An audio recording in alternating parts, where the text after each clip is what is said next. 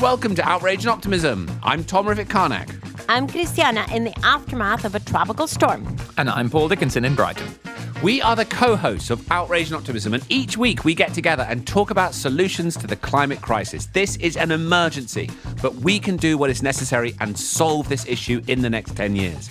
This week we speak to Prince William about the remarkable Earthshot Prize that he has launched and how over the next 10 years a series of commitments to support the most innovative solutions will transform the trajectory that we're on.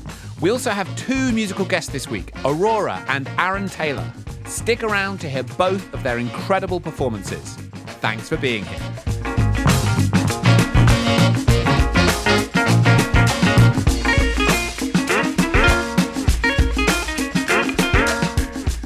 This is a big week for us this week. Can you imagine that we have a future King of England on this podcast? Who would have thought would be here even a few months ago? Now, but Christiana, there's not a lot of silence coming from Hold on, Tom. So I'm the non-Brit here, so I just want to make sure we're totally correct. Is it the future King of England, or is it the future King of Great Britain? Well, let's ask famous royalist Paul Dickinson. Okay, so I'm not like a history buff, but I think people have been running around this chunk of rock with like axes and clubs, whacking each other on the head for thousands of years trying to answer that question. So it's kind of a bit awkward, and I think we should move on. He's an amazing person. That's a good point. Not that it's a sensitive topic or it has a lot of history behind it anyway. But Christiana, what is that noise? Yes, well, this is the noise of rain. And I have to tell you, as you know, I live on the Pacific coast of Costa Rica. I think that's been mentioned on this podcast before. Costa Rica. Once or twice, yes. Now, October is the peak of the rainy season, but it is also the peak of tropical storm season. And for the past 2 days, we've had an incredible tropical storm here that has brought just in the most amazing downpour of rain. Sadly, also downed quite a few trees that put us without electricity for at least 24 hours. Internet is still not back up, so I have taken refuge here in a restaurant that is closed to the public, but it has an open terrace from which I am talking to you. But that's why you still hear the rain that has been going on for 24 hours. Now, that does not include what the furious ocean has done. Would you like me to share that piece? Tell us, yeah. So now that the worst of the storm is over, I am truly very grateful for an experience that I've had over the past 2 days and 2 nights, which is honestly not being able to really sleep at night because I didn't know how close the ocean was going to come to my home. And after so many years of negotiating and listening to the experiences of the inhabitants of the low-lying Pacific Islands, my head understands what it is to be terrified of the ocean coming up and gobbling up your livelihood and your home. But up until now, I had only understood it with my head. And now I totally get it in my gut. And it is a totally different experience. It's a different understanding, if you want to use the word understanding for your gut.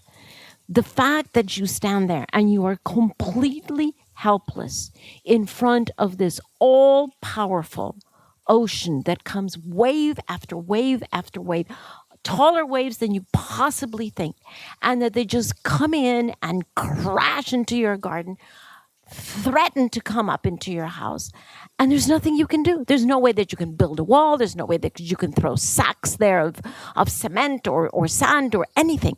You are just completely helpless in front of this all-powerful, angry, furious ocean.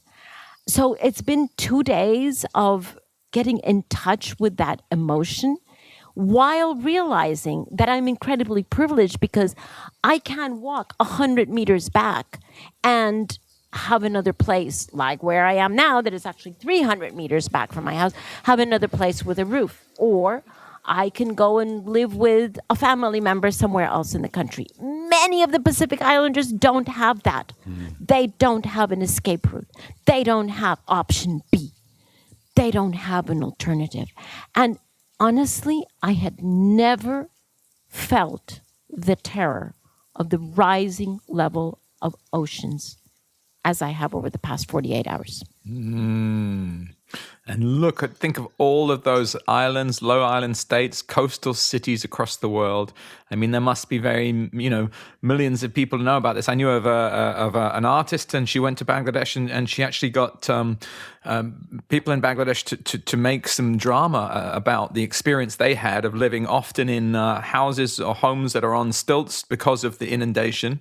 And actually, a lot of it was about tying up baby at night, because if the baby crawls and gets into the water, you've lost your child. And no, I mean, thank you, Christiana, for sharing what is a sort of a horrifying but yet very important understanding that, as you said, you felt and didn't just think. It reminds me, I can't remember where I saw this. It was on a documentary, one of the many documentaries about this issue as it unfolds that we've all seen over the years. And it was from the Pacific Islands. And they were interviewing somebody, it was probably a David Attenborough, and the ocean had risen up, and the salt gotten into their crops and was damaging their life and just making everything so complicated. But the piece that really haunted me was this woman who said that she'd always looked out at the ocean and seen the opportunity and the adventure and, the ability to fulfill her livelihood. But then after this one particular storm, she said she could no longer look at the ocean because it made her so afraid, because it was like it was coming to take her place on this planet. And you just realize the psychological impact of that as what you're describing, Christiana, which sounds, I mean, you've sent me some of the pictures and it's just horrifying to look at the debris washed up all over the beach.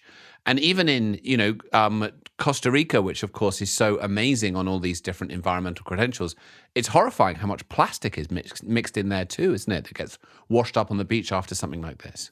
Yeah. Yeah, no, I mean, the natural debris, the logs that have been washed up, it's going to be impossible to pick them up with just human force. They're going to have to, I don't know, bring a backhoe to pick up all of these logs. And so that already tells you the power of water, right? Amazing. And then the other tragedy is the plastic. And this is a very, very protected bay that I live in. It's a bay where whales come to calf and protect their newborn, because it's such tranquil and clean waters. And yet, here we are, right? Now we know what's at the bottom of the bay. All of this plastic that has been tragically washed up. So that harrowing story, Christiana, of your home and what's happened to it over the last 48 hours and by extension, what so many people living in these coastal communities are facing, is actually a very good jumping off point for us to speak about this new initiative that can have a transformative effect on the next 10 years. And that is the Earthshot Prize, and the way that Prince William has made a remarkable entry into this space to really affect change. And I don't know if you remember, Christiana, but it feels like about 20 years ago, but it was probably less than a year ago, that you and I were actually still having physical face-to-face meetings with people. And we turned up in a taxi in Hyde Park and made our way into Kensington Palace and sat with Prince William for an hour. And he talked with us about what he was intending to do, why it was so important to him, and why he was really wanting to use his network and his name to try and do something transformative about climate. And I remember that day sitting there with him and just thinking, wow, not only does he really have this big ambition, but he's humble, he really wants to learn on this journey, and just seemed so impact focused. At that moment, I really felt this could really have a transformative impact on the world. What were your impressions back then? Yeah, I agree. And I was sitting there thinking, well, he doesn't have to do this, right? Yeah. This is not part of his terms of reference. He does it because he's very sincere about this. He's very concerned. And he appreciates that he has an enormous platform and an enormous power of convening, and that he can mobilize first funding, because he's fundraising for this, but also that he has a huge megaphone. And by using that megaphone, he can get this message out. And so, this Earthshot Prize that he has called is just fantastic. And Tom and Paul, it's not just climate, right? I mean, to his credit, he has been inspired by President Kennedy's Moonshot that we've spoken quite a bit about on this podcast, but he's calling it 5 Earthshots, and that's why he calls it the Earthshot Prize. And he looked over all of the UN SDGs, all 17, and then he picked 5 areas for an Earthshot Prize for each of them. He picked protect and restore nature, clean our air, revive our oceans, build a waste-free world, and fix our climate. Now, we know on this podcast that all of those are actually interrelated. Absolutely. But he has, I think, been brilliant in choosing 5 areas in which there is so much going on. And what he wants is to incentivize big steps forward, ambitious steps forward. And each of those will get £1 million next year, because the first 5 winners will be announced in London next year, and then he'll do it all over again with 5 £1 million prizes every year, right, throughout this decade. Every year, yeah. We presume in the same 5 areas, right? Yes. I don't know that he would change them, presumably in the same 5. Yeah. So very exciting. And I mean, the platform, in our little country, we have his grandmother on all of our currency. The royal family is a sort of an essential component in the nature of Britain. But I mean, also, various television companies have been making the British royal family very famous all over the world. And they're an extraordinary institution, but they also say something about us. We often talk about our relationships with governments, or we've spoken to faith leaders, but this notion of a tradition, the dignified part of government has an incredible resonance, and I think that as you say, it's a fantastic megaphone, Christiana, and a fascinating initiative that this very inspiring person has taken. If anyone hasn't seen his TED Talk, for which came out on Countdown just a couple of weeks ago, you should absolutely go and watch it. It's really beautiful. He shot it in Windsor, in the grounds of Windsor Castle, sitting underneath an ancient oak, and he talked about the sense of history, standing next to this oak that was 1,000 years old, but that even that oak had not seen a decade like this one coming up. And what he said that was so close to the motivations that are really behind this podcast and so much of what we do, and that's also embedded in the Earthshot Prize, is that really what he wants to do is combat pessimism surrounding environmental issues and get people to believe, as the Moonshot did with this Earthshot, that actually we can do this. And this is a huge opportunity to improve the future. So that's part of what I think is this big beacon of motivation that is inspiring people to go further and faster. So I think it's great. It's very exciting. And listeners should know some of the specifics, right? So the nominations, there are 100 people who have been chosen to nominate. None of the 3 of us are doing that. We're doing other things for the Earthshot Prize, but there are 100 people who have been chosen around the world to do these nominations. And nominations will open on the 1st of November of this year. And then the first 5 winners will be announced at a dedicated ceremony, as we said, in London next year.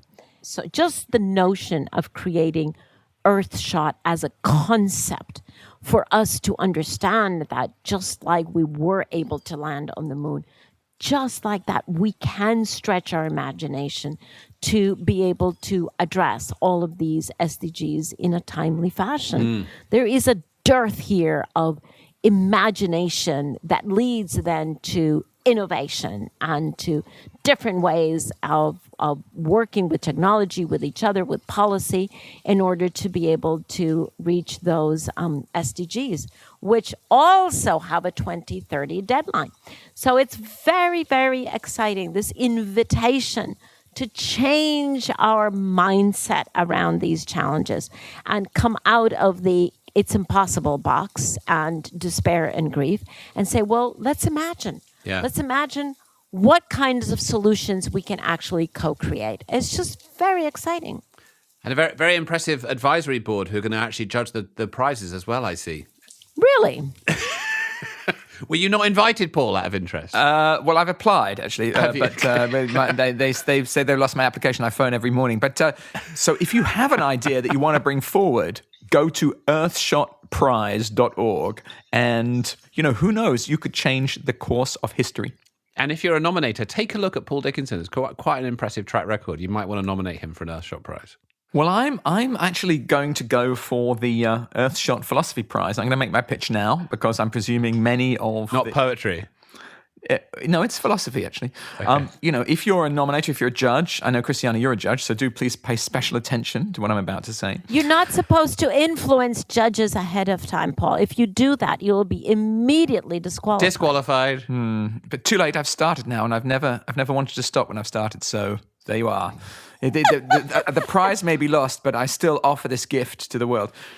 What the Earthshot Prize has taught me is actually what we're doing here. It's what we're doing here on this planet. We've spent thousands of years trying to answer that question with religion, with mixed results. We've spent hundreds of years trying to answer it with economics. And that's the kind of hedonistic kind of more. And then finally, we've actually worked out what we're trying to do here is to survive and thrive in this, crisis as it comes in. And so the Earthshot is indeed like a moonshot of kind of meaning at the heart of the human mission. And very, very excited. And I think I could get maybe a small prize for what I've just said.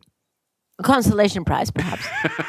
Philosophical consolation prize. Kind of little asteroid prize or something. Now, we will leave that in Clay's hands, whether that makes sense, but entirely in your hands. Okay, so we've talked enough about this ourselves, but let's hear from the prince himself. Join us after the interview for a live performance from Norwegian musical artist Aurora. Here's His Royal Highness, the Duke of Cambridge, Prince William. Let's do it.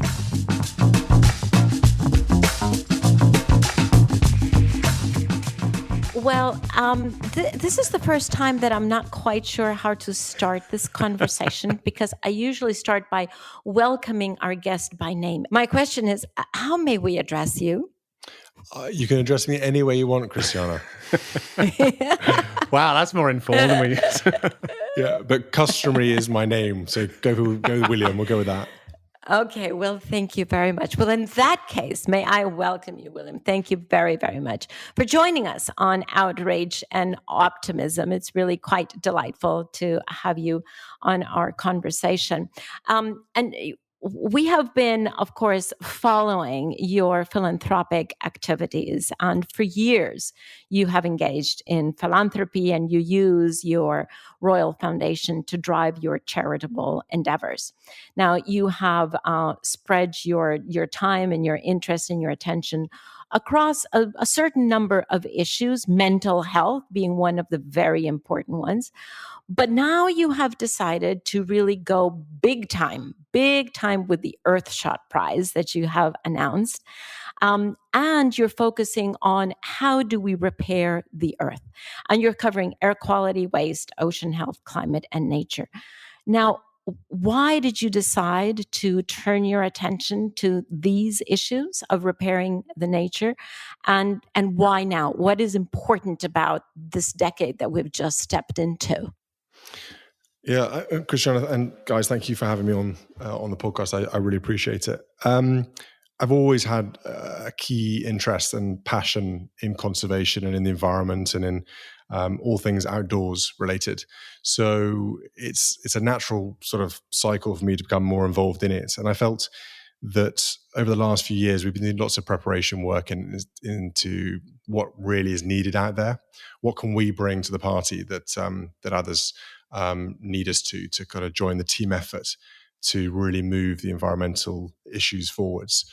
Because I think the only way this is going to be fixed is with everyone working together on the same idea and believing in each other and finding solutions.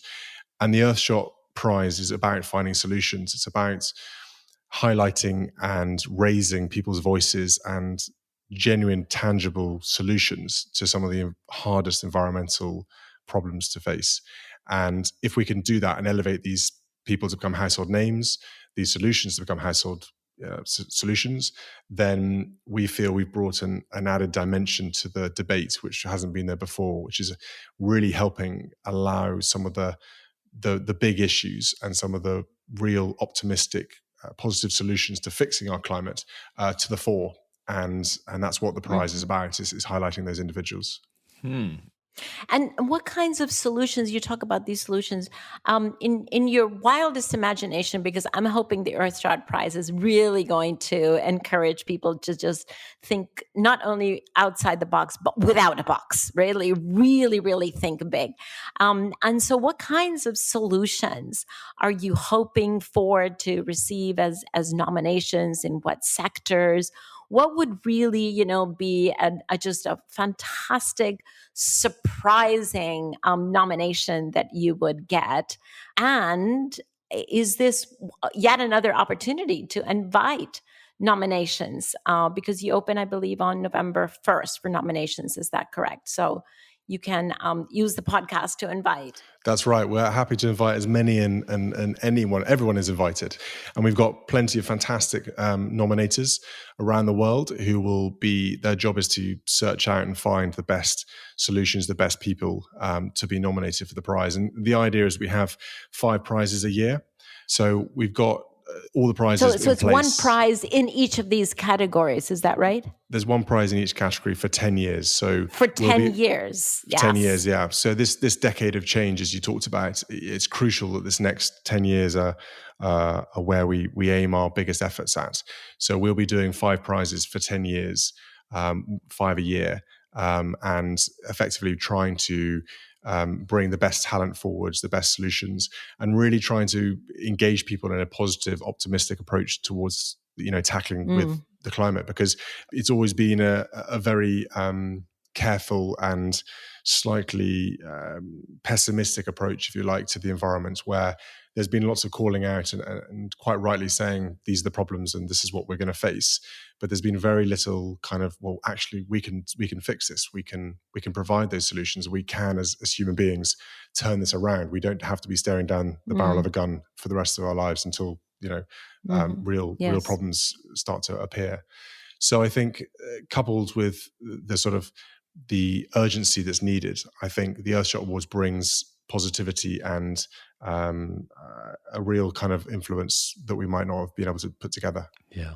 William, your engagement with this is absolutely inspiring. And, you have a very special place in the world, in fact. And as we heard in your recent TED Talk, you started off by saying that if there's one thing that can be learned from your family, it's a sense of history. And that long sense of history is very interesting in today's world, which is so unfortunately focused on the immediate here and now. And in a sense, getting people to think more long term is a big part of our challenge in dealing with climate change and the climate crisis. So, how do you think that sense of history can inform our actions now? So, I think it's important to understand the history and the past to be able to kind of carve out and plan for the future. We are where we are because of what's gone before us. Yeah. And so I think each generation in turn, and obviously my family is a very visual description of that. I think each generation understands its responsibility to better from the previous generation, and to look after and to nurture and to be custodians of the world and things like that. So I think my family's naturally had an opinion here to support and to be a part of the environmental debate for a long time, because it's been, at the forefront of a lot of conversations and a lot of issues for many, many years, and people have talked about it for a long, long time.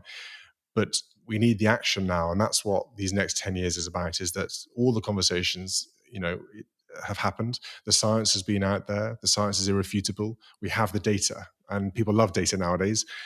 We have that.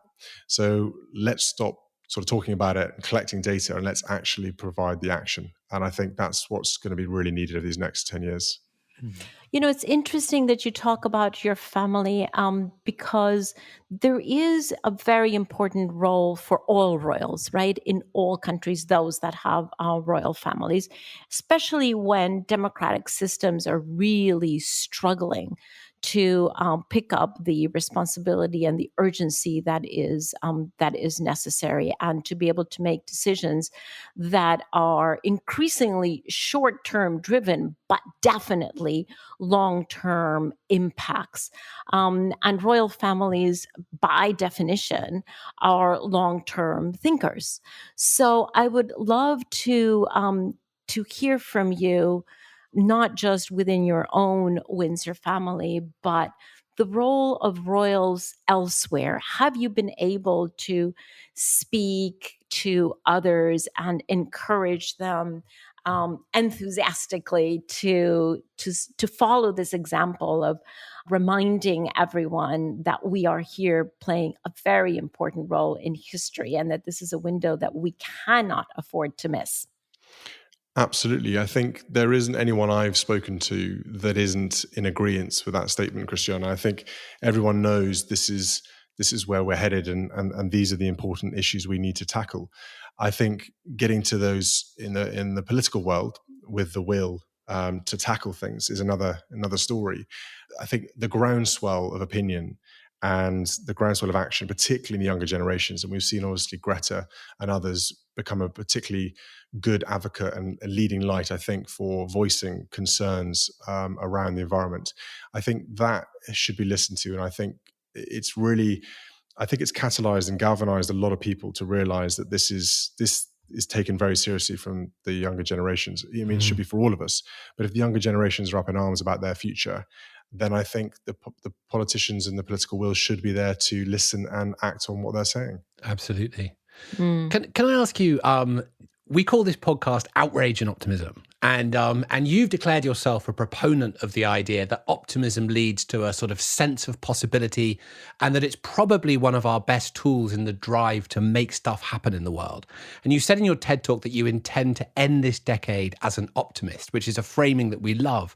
And that kind of gritty, determined, stubborn optimism gets very high marks on this podcast, I have to say. So I just want to ask you two things about it.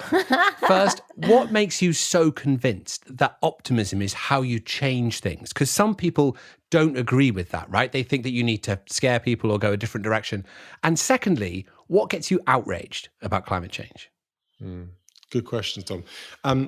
So firstly, I definitely believe in optimism. I have to say, when I was growing up, I did feel that tackling things negatively was the way to go forwards, and trying to sort of push people into doing stuff and say, listen, these are really bad things, you need to change this. But actually it doesn't really work. And there's always a space for that. You know, I don't propose that nobody should be calling out things that are wrong and saying people should change that for the better.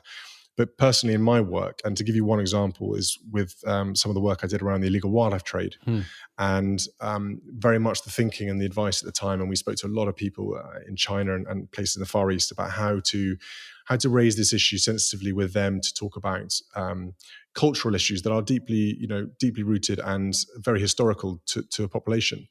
And they were all about the positivity, and they were totally right. And the message I very much went to when I went to China and talked to the Chinese government about trying to tackle the illegal wildlife trade was very much a case of, how about you guys being the global leaders in conservation? Yeah. You know, you can take on that mantle and you can really drive it forwards. And it's a much easier conversation to have with someone. Yeah. And it's not about getting out of a hard conversation. I'm very happy to have hard conversations, but an easy conversation where it's they can see what you're getting at. They understand the consequences. And at the end of the day, the vast majority of people, if they're presented with the science and the facts, they want to do the right thing. No one wants to do the wrong thing. And I think you've got to give people the opportunity to see the potential and the way forwards. I get outraged by the inaction, and that's probably a bit of a cliche, but that is what I get most trouble about, especially as I'm in a position of responsibility, if you like, or leadership. I feel I can do a lot more if given that ability. And so therefore I don't understand why those who have the levers don't. Yeah. And I think that's what really upsets me and keeps me awake at night. Well, thank you so much, William. Really, thank you very much for taking time and sharing your thoughts. Congratulations on the Earthshot Prize. I'm delighted to be on the on the advisory council, and I'm very excited to see what the initiatives are going to be that come forward. Thank you very, very much for taking the time, and we look forward to the nominations of the prize. Thank you so much. Thank you. No, thank you guys. Appreciate it.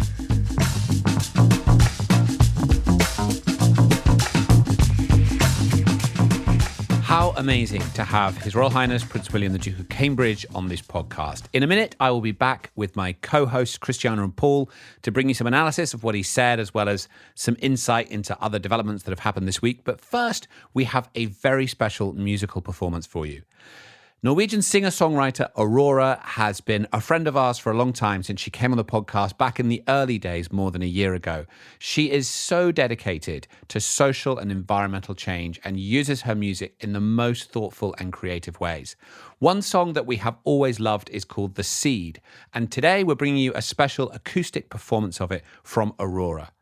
Aurora says that part of the role of music right now is to remind us of how happy it will make us to fight for a world we love, and a world in which we will one day have solved the climate crisis.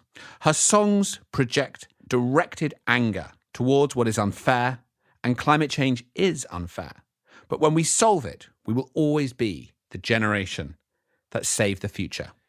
Here's a special performance from Aurora.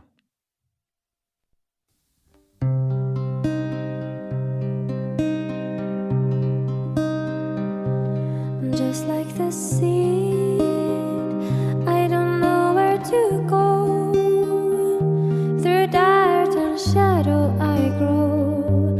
I'm reaching light through the struggle. Just like the seed, I'm chasing the wonder. I unravel myself in slow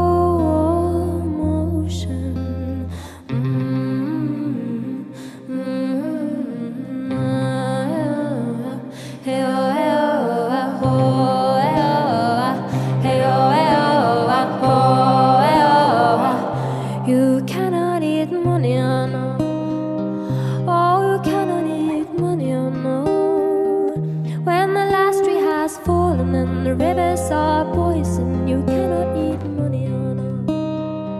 Oh, you cannot eat manana. Oh, you cannot eat manana. When the last tree has fallen and the rivers are poison, you cannot eat manana.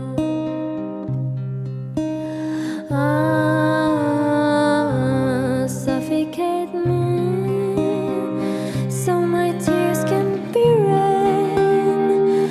I will water the ground where I stand, so the flowers can grow back again. 'Cause just like the seed, everything wants to live. We are burning our fingers, but we learn and forget.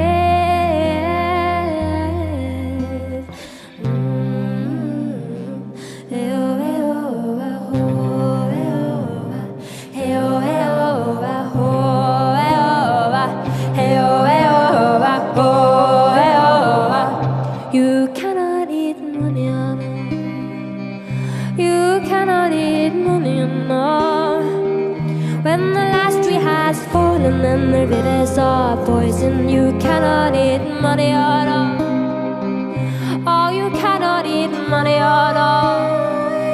Oh, you cannot eat manana. When the last tree has fallen and the rivers are poison, you cannot eat manana. Feed me sunlight, feed me air. Feed me truth and feed me prayer. Feed me sunlight, feed me air. Feed me truth and feed me prayers.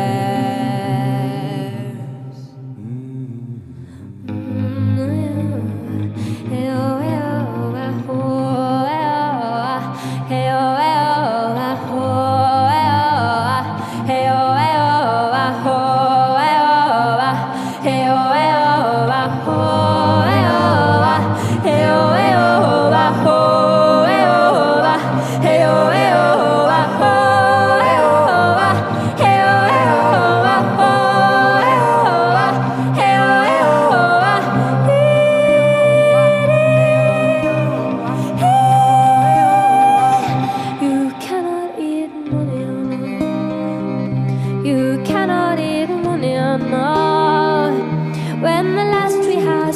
poison and the rivers are poison. You cannot eat manana.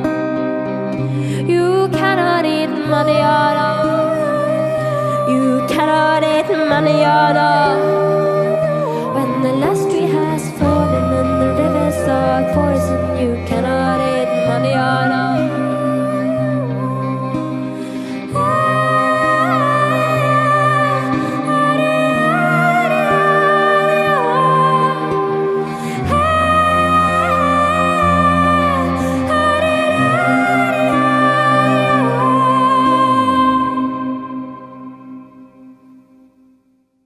So, can you believe that we have had a future king of this country on the podcast? How amazing to get a chance to sit down and chat with Prince William about everything he's doing and what's motivating him and how he's going to use his position to create such tremendous change. What did you guys leave that discussion with? Paul, you're the Brit. Well, I'm touched that someone who has such a significant position in the culture of Great Britain, the United Kingdom, England, or the Commonwealth, if you want, is really taking time and energy and using, as you said, the platform and the office to draw the public's attention worldwide to the enormous potential we have to solve these problems that we face and to put real money behind creating such an incredible competition. And, I think he's very good at persuasion. I think he has explained that it's not so much the negative, it's the positive that drives people towards action. And so, again, I think that there's genius in that. It's a well-constructed program.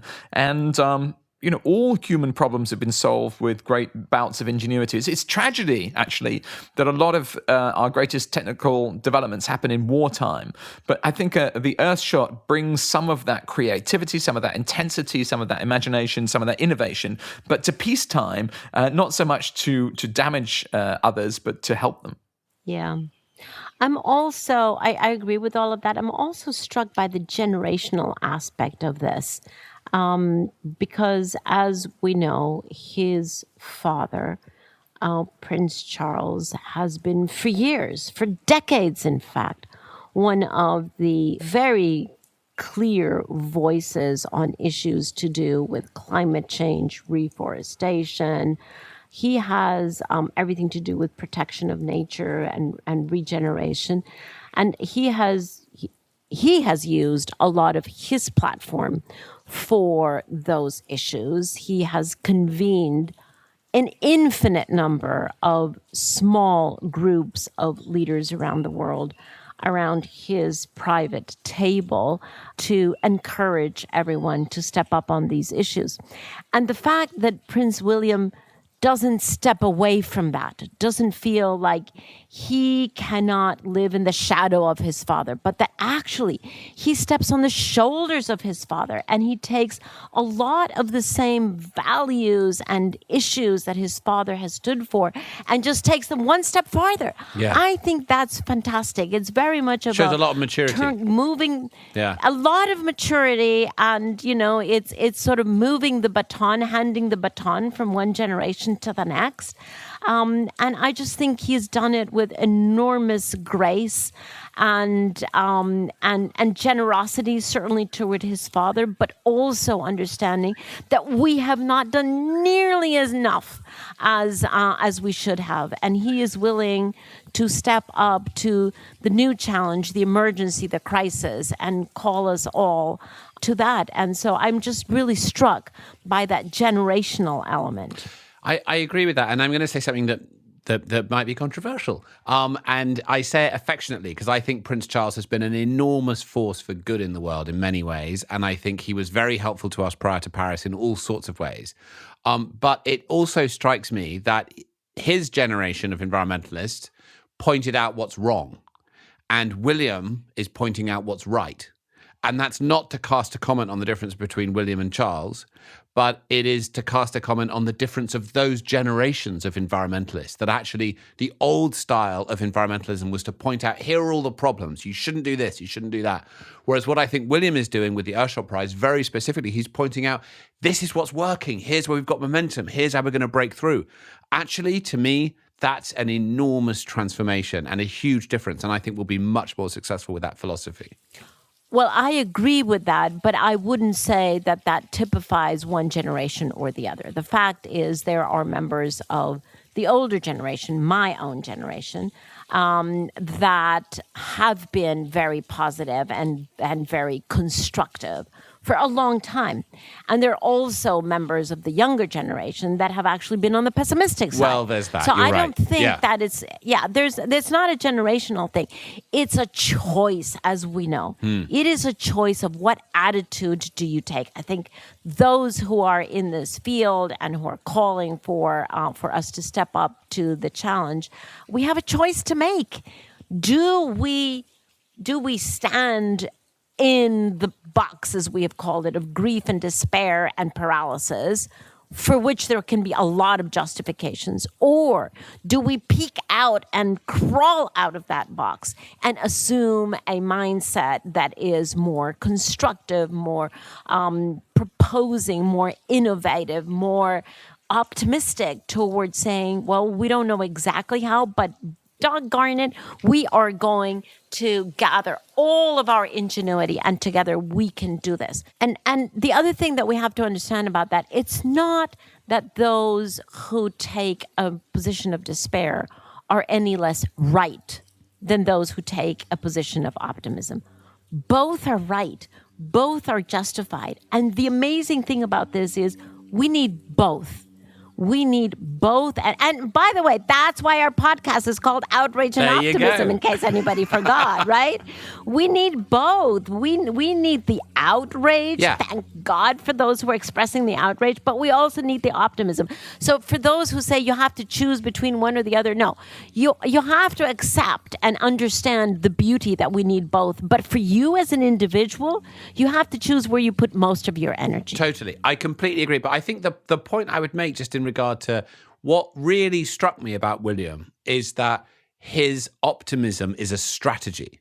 He has come, as we Yes. have, to the conclusion As we have. that there are different ways to try and change the world, and that from what he's witnessed and experienced in his life, he's paid attention and he's come away with the conclusion that inspiring people towards what's possible and showing them how we can actually be successful in these transformations actually inspires more people to action. And then on the back of that, he's built his strategy as a result of that. I thought that was really inspiring and really indicative of sort of the person that he is and that he's made that choice. So now, Tom, is it because we have chosen the same attitude that we think it's so inspiring? Well, it might be.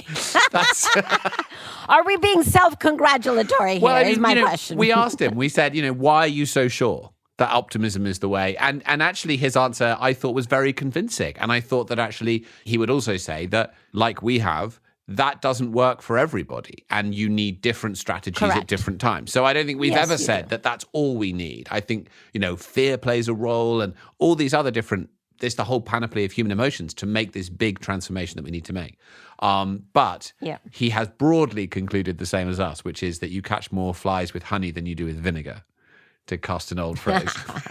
And he also thanked the youth and Greta. And, one of the things I think is so transformative about what he's doing is these magazines you get at airports like Hello Magazine and OK Magazine, and they're obsessed about royal people and like what shoes they're wearing and whether they went, to this party or, and here is this, noble royal, you would say in the Old English or French even. And he's doing something incredibly meaningful. And I think that's just a role model for all the most famous people in the world.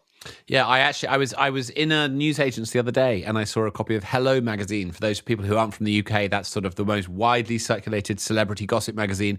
Picture of Prince William on the front with a slogan or a headline: Prince William's dream team come together to solve global problems. Wow, that's really the good. way he can cut through. Exactly. Nice little shot of Cristiano there in the corner. Yeah, superb. It's superb. Now, on this podcast, normally at the beginning of the discussion, we go through a couple of really consequential high-level things that have been happening in the world around how we're going to address this issue of climate change. We didn't really do that this week because we had Prince William and we thought many of you maybe are here to hear from him. But for any new listeners out there, just so you know what to expect on a regular episode of Outrage and Optimism, that's what you'll get. But we're going to just cover a couple of really critical issues now. And Paul, I think you brought something really important this week. Well, first of all, I just wanted to say that I'm so unbelievably excited about the US election. I'm biting all my fingers and toes off. I'm going to the toe finger bitey casualty in my local hospital. Can I just point out, I am going to be with Christiana in Costa Rica for the election. I'm very excited. And I'm going to be bringing small cases of gin and whiskey and all sorts of other things to sit and watch. They better be large cases. That's right. Yeah, our Secretary of State here in Michigan said we should prepare for election week and not just election day. So, Yes. plan accordingly, Well, I guess. we have, As I said, big cases. we have reached out to various friends to comment on the election on November 4th, and the universal response we've received is, you think there's going to be a result on November 4th? So we'll see what happens. Paul, anyway, you were excited about something. I'll tell you what result I want. I want that the United States, under whomever the Great Republic may choose, to re-enter the Paris Climate Agreement, and I think candidate Biden is the person for that. Now, the thing I wanted to point out, a little bit of bad news for ExxonMobil this month. On the 7th of October, Bloomberg reported that actually Nextra, Next Era, the renewable energy company Next Era, is now more valuable than Exxon. Can you imagine that? A renewable energy company with a greater market capitalization than the mighty ExxonMobil, as reported on the 7th of October. A renewable energy company who are so new that you struggle to know how to pronounce its name. That's amazing. That I'm shows hoping the speed of change. Clay's going to cut in the that out, but he marketplace. might leave it in. I'm leaving it in in. which case, everyone will know that I don't know how to say Next Era. Well, let's get used to it. Next Era is the new Exxon, so that's big stuff. Or Esso, if you know them in Paul, the UK. is Next Era, are they a US-based renewable energy company? Do you know anything about them, Paul? Tell us. Yeah. What No, kind of sorry, renewable- but it is important, right? It's not the same to have a renewable energy company in Europe, because that's pretty predictable, to be rewarded by the market. But in the United States, for a 100% renewable energy company to be rewarded by the market above ExxonMobil, sorry, but that's big news. It's huge. It's absolutely huge. Can you believe? I mean, that is the last offspring of Standard Oil, because Exxon, along with many other oil companies, came from Standard Oil, probably for over 100 years, that have not been the biggest company in the US. I mean, Next Era Energy is a leading clean energy company with consolidated revenues of about $17.5 billion, approximately 46,000 megawatts of generating capacity, 14,300 employees in 27 states and Canada. So yes, very much a US operation. Can I say something else that is fun about news in the U.S.? So we know that the financial sector has been moving, right? But there is a new network called Bank Forward, as in Bank FWD, which is a network of individuals and organizations that have come together, mostly high net worth individuals and organizations, to persuade their banks to phase out financing for fossil fuels. Which family do you think, here is a little test for all of you, which family do you think is the founding family of this initiative to move banks over and out of fossil fuel financing? Come on then, get with it. The Rockefeller family. Rockefeller family. The Rockefeller family, and wasn't it the Rockefellers that actually were the first to exploit oil in the U.S., and they built their empire and their huge wealth on oil, and now it is the Rockefeller family who have actually put together this Bank Forward to influence banks to align their business strategies with a 1.5 target of the Paris Agreement. I mean, hello, change. Well, I should think they know something about which way the wind is blowing. Have you been following, friends, that some of the kind of extraordinary moments in the US election? Or is that just too complex to talk about? I think that recording this podcast is the longest I've gone without looking at a poll for about 3 weeks. I mean, the one I'm just going to pick up on is Donald Trump. One can't help talking about him because he's so extraordinarily controversial, but he said that he could build up his campaign finances by phoning up Exxon and agreeing to swap drilling licenses for cash, but he wasn't going to do so. which is sort of like a way of him trying to burnish his integrity credentials. But weirdly enough, of course, he was implying that Exxon are corrupt. Totally willing to be corrupted at any moment. So they did actually tweet saying, just to be clear, everybody, the conversation never happened. But there is something deep and interesting here about Trump. And actually, it's less about Donald Trump, but it's more about us. He's come out recently about how, we need to open up and kind of, get over the pandemic. And I know a lot of people wish that were true in their hearts, and government's a little bit about sometimes thinking about the public interest and some restraint. So I think it's very interesting to think of some of this in terms of reflections on our own souls, really being kind of searched by some of the, the enormous separation between the two parties. Well, it's amazing that none of us are US citizens, and we spend such a lot of time thinking and considering the US. And here's a statistic to frighten you. We only have one more episode of Outrage Optimism before the election. Or could that be great news? It could be great news, but it's terrifying because it's so consequential. I mean, there are these moments, right? There are these moments of departure in the history of the world. The adoption of the Paris Agreement was one. There's many others if you look back. And of course, this was recorded before the presidential debate, which will have happened last night when you download this podcast. So if something major has changed, we didn't know about it when we spoke about this. Something major does change for that debate, by the way. They're going to turn off the microphones of the other person for the 2-minute statement that is invited. And so the candidate who's invited to make the 2-minute statement will have a microphone, and the other person's microphone will be turned off. Well, I might be able to actually watch it then without feeling like someone's taking a pneumatic drill to the side of my head. Paul, you wanted to say something?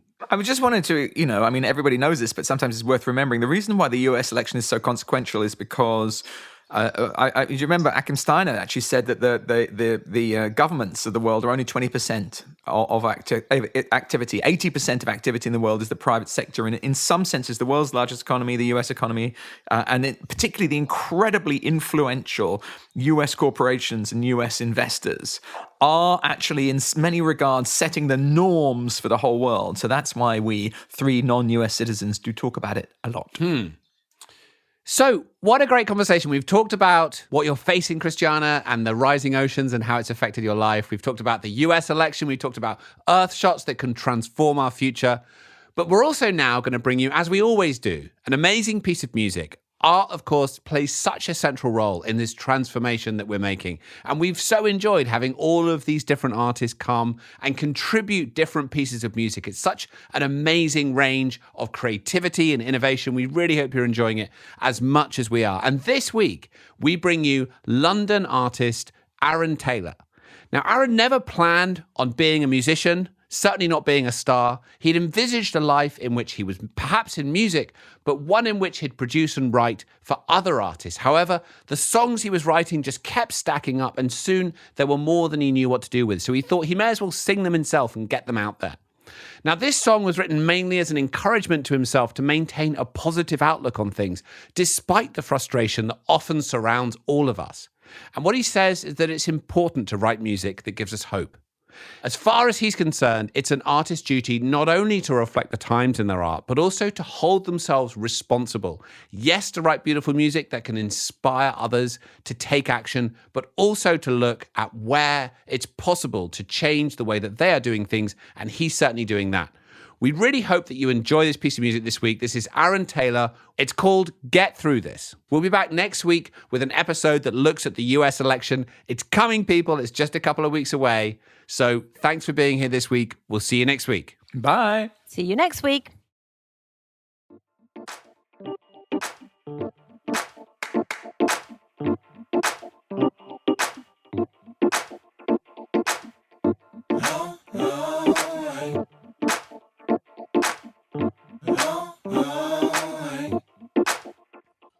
Well, lately I have been struggling. I've been wondering about things. When will things get better? Will things get better? Is this the way that it is? Sometimes trying is tiring, and my cylinders stop firing. If I keep moving and keep on going, I'll make it. Just wait and see. Somehow I'll do it. I promise that we'll get through this. Somehow we'll get there. I promise that we'll get through this.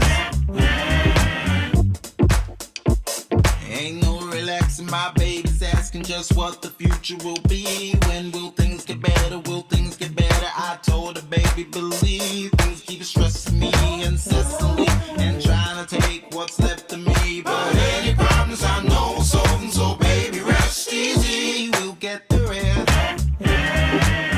I promise that we'll get through this. Babe, don't worry. I promise that we'll get through this. I know that we'll be just fine in time. Baby, I promise. I know we got this. So keep your chin up, don't give up. Our sunshine will show up someday.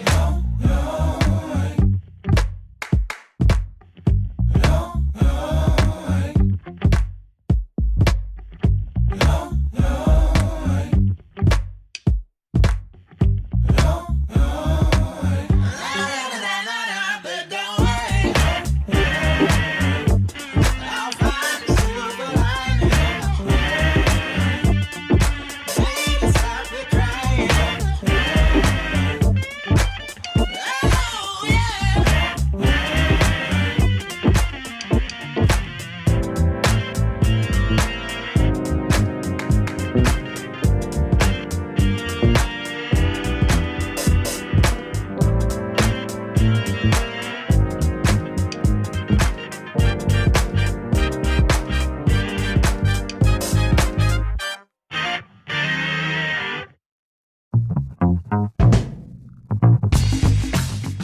So there you go, another episode of Outrage and Optimism.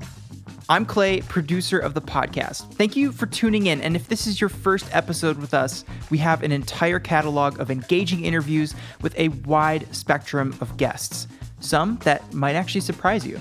And we release an episode every week, so hit subscribe, dive into previous episodes, and let the stubborn optimism begin. Oh, and of course, if you're a regular listener, welcome back. It's so good to have you. So the track you just heard was Get Through This by Aaron Taylor. It reminds me of like a D'Angelo meets Childish Gambino. So Aaron, come to Detroit, when touring's back up and everything. We really dig that deep soul groove stuff here. Everything you need to know about Aaron Taylor, including ways to purchase his music, support him, check him out. It's in the show notes. It's so good. And speaking of so good, the live performance you heard halfway through the podcast was The Seed from our incredibly talented friend, Aurora. Now, I might have mentioned it on the podcast before, but her visual performance is just as equally stunning as her listening experience, so you have to go check out her YouTube. She just has this aura about her that jumps off your screen and just, arrests you. She came on the podcast last year, and it's one of our most listened to episodes. Links, everything in the show notes. Kind of a funny thing. Paul and I are convinced that she knows who Banksy is, but that's a topic for another podcast. Okay, time for the credits. Outrage and Optimism is a Global Optimism production, executive produced by Marina Mancilia German and produced by Clay Carnell, with production assistance on our interview this week from Zoe Rivett-Karnak. So who is Global Optimism?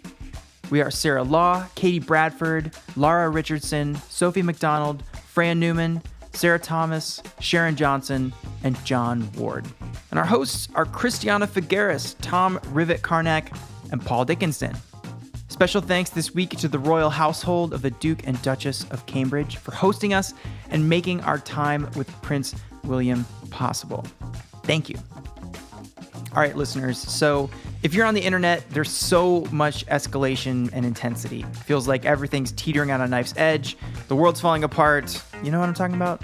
Every refresh of your Twitter feed bringing about another round of things you can't get out of your mind before you try to fall asleep at night. I just learned there's a term for that. It's called doom scrolling. So we have a social media team here at Global Optimism that is curating and posting the cure to doom scrolling on climate. You should look us up at Global Optimism on Instagram, Twitter, Facebook, and LinkedIn. Bring a little optimism to your feed. If you love this podcast, it means the world if you could rate us and write us a review. We read every single one that comes through. It brings a smile to our face. So thank you. Okay, that is everything. Wow, what an episode. Next week, we will be on the brink of the US election, which will have absolutely massive consequences for our climate, as if you didn't already know. We have a special guest planned to walk us through what to expect and how things are really going. So you won't want to miss. Hit subscribe. We'll see you then.